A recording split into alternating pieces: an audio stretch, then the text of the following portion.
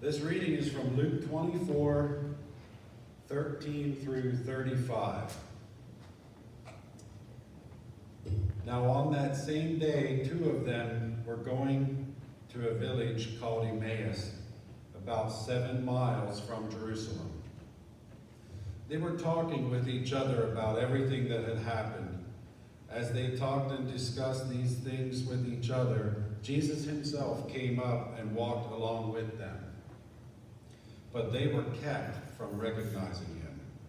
He asked them, "What are you discussing together as you walk along?" They stood still, their faces downcast. One of them, named Cleopas, asked him, "Are you the only one visiting Jerusalem who does not know the things that have happened here in these days?" "What things?" he asked them. "About Jesus of Nazareth," they replied. "He was a prophet, powerful in word and deed before God and all the people. The chief priests and our rulers handed him over to be sentenced to death, and they crucified him. But we had hoped that he was the one who was going to redeem Israel. And what is more, it is the third day since all this took place. In addition, some of our women amazed us. They went to the tomb early this morning, but didn't find his body.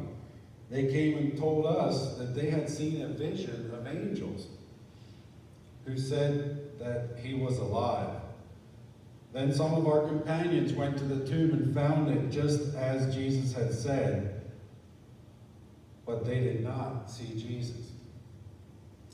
And he said to them, "How foolish you are, and how slow to believe all that the prophets have spoken. Did not the Messiah have to suffer these things and then enter into his glory?" And then beginning with Moses and all the prophets, he explained to them what was said in the scriptures concerning himself.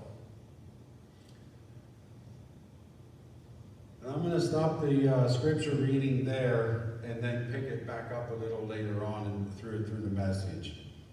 But here we are, third Sunday of Easter already. It really does pass us by very quickly. And last week we had Mike Miller give us some more, a message based on the aftermath of the resurrection. And he did a fantastic job with that. And then next week we'll have Ian Salaki continuing on with the Acts of the Apostles and the signs of Jesus after his resurrection. So very much looking forward to that. Please keep tuning in to us. So Luke is the only one of the 4 gospel writers to give an account of this story. And the passage just prior to this one is called "Jesus is Risen." And it says later the same day. So this is later the same day as the discovery of the empty tomb. And this was a walk of about 7 miles. And by their way of standards travel, it wasn't that far of a walk. But still several hours of walking by any normal pace. It would be like us walking from here at Long Memorial to Faith UMC and back again twice, or one time, one way, walking from here at Long Memorial in Nashville to see our friends in Brownstown at Emmanuel UMC.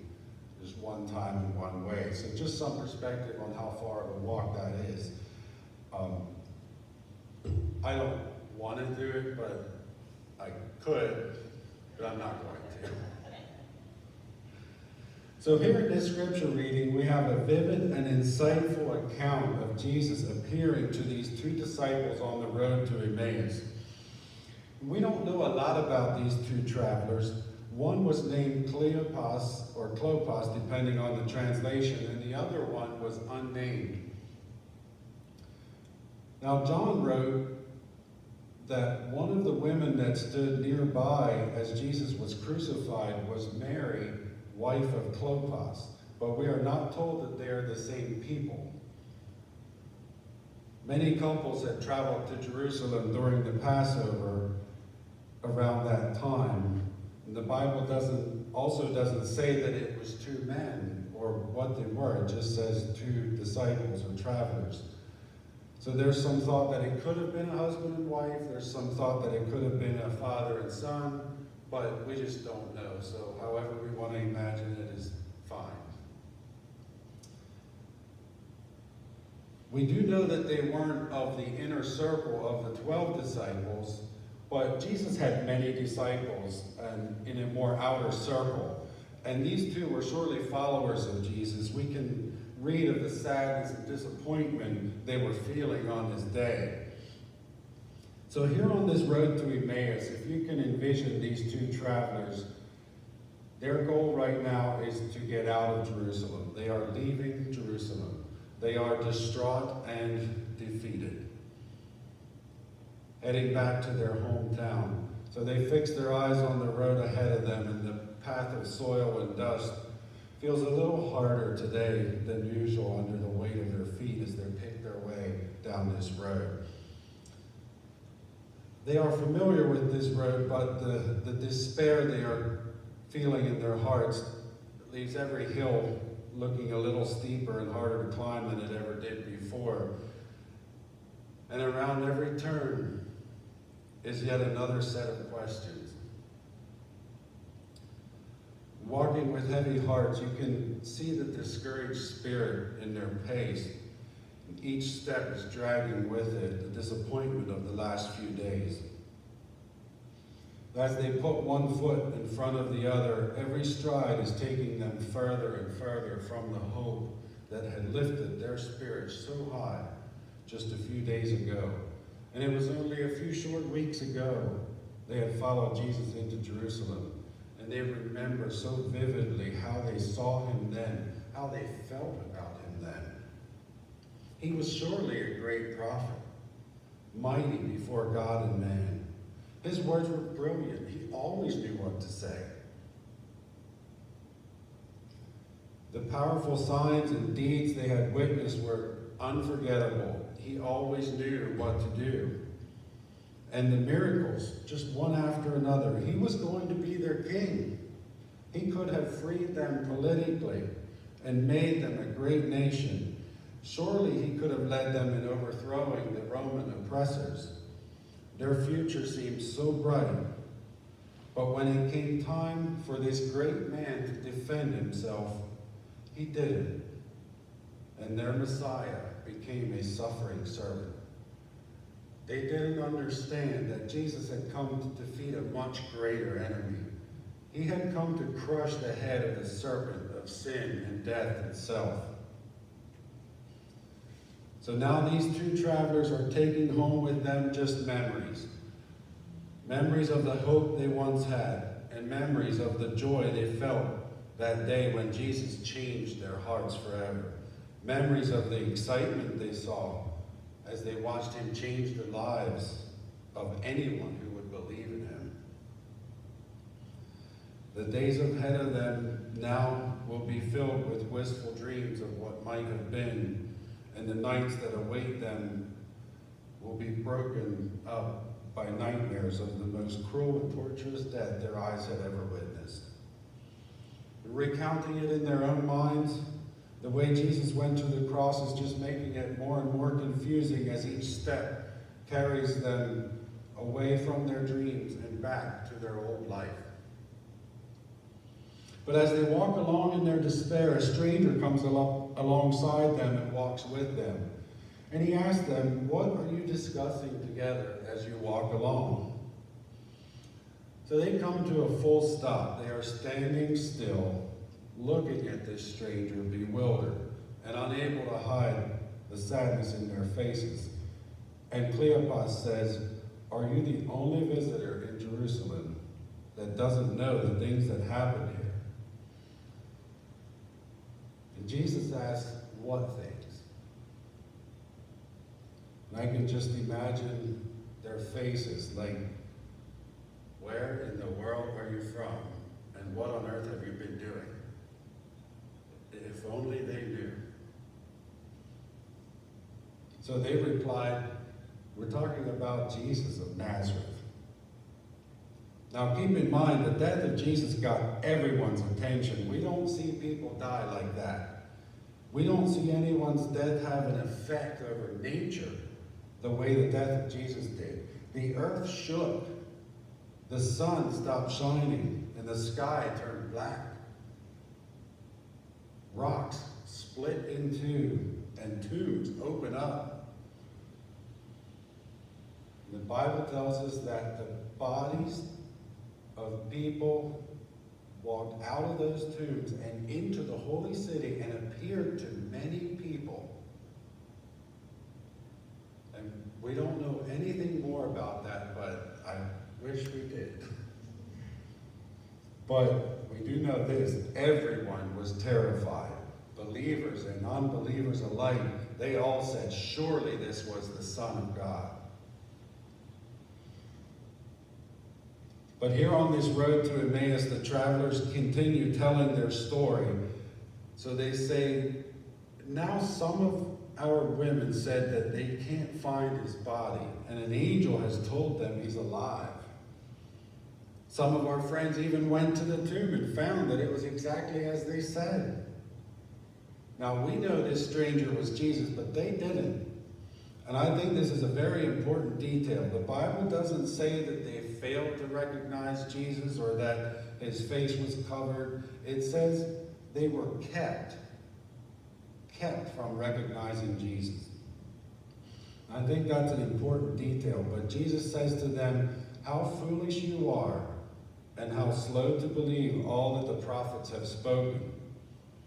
Did not the Messiah have to suffer these things and then enter into his glory? And beginning with Moses and all the prophets, he explained to them what was said in all the scriptures concerning himself. The Bible doesn't tell us exactly which scriptures Jesus explained to them, so let's just take a look at a few of them. It's possible that Jesus explained to them what was written about him in Deuteronomy at least, or about 1,400 years before his birth. Deuteronomy 18, verse 15, the Lord your God will raise up for you a prophet like me from among you, from your fellow Israelites. You must listen to him. Here's Moses, promised his people a prophet like him, a prophet that would be a man of the people, and a prophet that would be an Israelite like them. Moses tells them, you must listen to him, meaning Israel would and should listen to this prophet. And this was confirmed in the New Testament in Acts 3:22, for Moses said, the Lord your God will raise up for you a prophet like me from among your own people. You must listen to everything he tells you.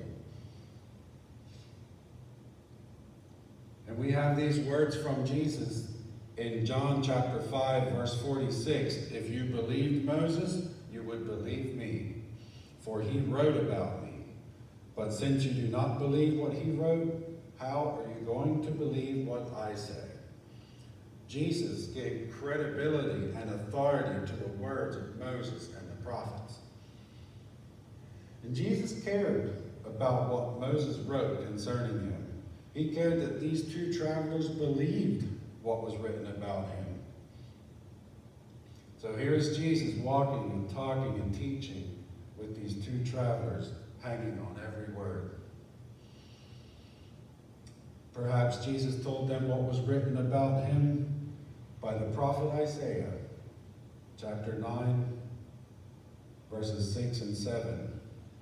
For to us a child is born, to us a son is given, and the government will be on his shoulders, and he will be called Wonderful Counselor, Mighty God, Everlasting Father, Prince of Peace. Of the greatness of his government and peace there will be no end. He will reign on David's throne and over his kingdom, establishing and upholding it with justice and righteousness from that time on and forever. The zeal of the Lord Almighty will accomplish this. Just imagine Jesus telling these two travelers this very passage that we so often read during Advent and the Christmas services. And it tells, of course, of the coming birth of Jesus, but incredibly written some 700 years prior. And Jesus cared about what the prophets wrote concerning him. And he cared that his companions on the road to Emmaus believed the words of those prophets. Or maybe Jesus told them about his sacrifice for them and for us, as it was written by Isaiah 53:5. But he was pierced for our transgressions. He was crushed for our iniquities. The punishment that brought us peace was on him, and by his wounds we are healed. Jesus also may have talked to them about the crucifixion, where his hands and feet were pierced. Psalms 22:16 through 18. Dogs surround me, a pack of villains encircles me. They pierce my hands and my feet. All my bones are on display. People stare and gloat over me. They divide my clothes among them and cast lots for my garment. Between 500 and 600 years before the event, prophets were writing about this. And Jesus cared that these two travelers believed that. Jesus likely talked to them about these and many more. Verse 27 tells us, beginning with Moses and all the prophets, he explained to them what was said in the scriptures concerning himself. You see, the Old Testament is filled with prophecies pointing to the coming of Jesus. And the New Testament has the fulfillments of those prophecies. There are over 300 prophecies about the Messiah, and Jesus fulfills every one of them. No one else could fulfill all the promises God had made about the Savior of the world. There's an author named Josh McDowell that did some math on this. The chances of one person fulfilling just 8 of these prophecies is equal to covering the entire state of Texas with silver dollars 2 feet deep, and one of them being marked, and then having a blindfolded person walk into that state and pick up on the first try the one marked coin. That's just 8 prophecies. Jesus fulfilled over 300. There is no doubt that Jesus Christ is the Son of God.